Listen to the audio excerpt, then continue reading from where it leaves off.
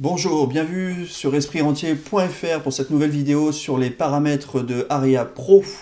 Donc on va aller tout de suite sur mon VPS.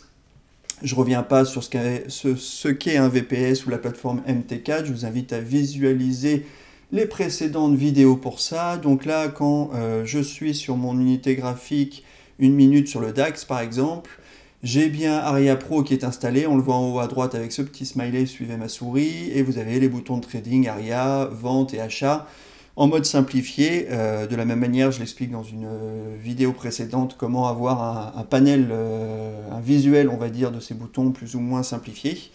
Donc, pour faire apparaître les paramètres d'Aria, j'appuie sur F7, petit raccourci pratique, on retrouve nos 4 étapes de programme de paramétrage de Aria. On est toujours dans l'étape 1. Aujourd'hui, on s'intéresse à la fonctionnalité Entry Point Buffer.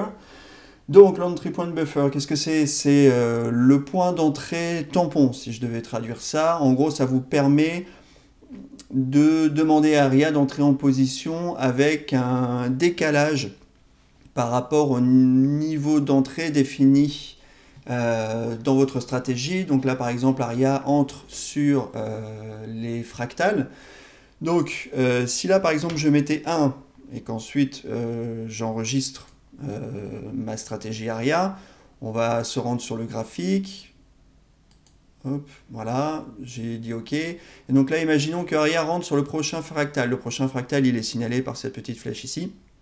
Donc si je vais sur la bougie, que je clique et que je patiente un petit peu, les infos vont s'afficher, les infos sur la bougie, voilà. On voit que le fractal le plus haut, le high, est à 15 200.10. D'accord? Comme j'ai mis un tampon de 1, ça veut dire que si Aria remonte à ce fractal, on va entrer à ce niveau, 15 200.10 plus 1. Donc nous, on va rentrer en fait à 15 201.10. Voilà. Ça peut par exemple vous permettre de mettre une petite sécurité si vous préférez dans votre stratégie qu'il y ait une forme de confirmation de ce niveau, plutôt que de rentrer pile au niveau et de voir le prix redescendre au niveau du stop loss par exemple.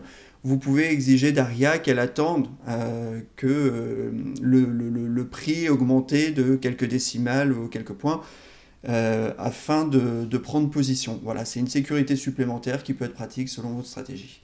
Bon, bah, comme d'habitude, pour découvrir un petit peu les fonctionnalités derrière, je vous invite à aller dans la description. Vous avez un lien, je vous mets aussi un lien vers une réduction plus qu'intéressante. Et puis je vous dis à la prochaine pour une nouvelle vidéo sur Aria Pro. À bientôt!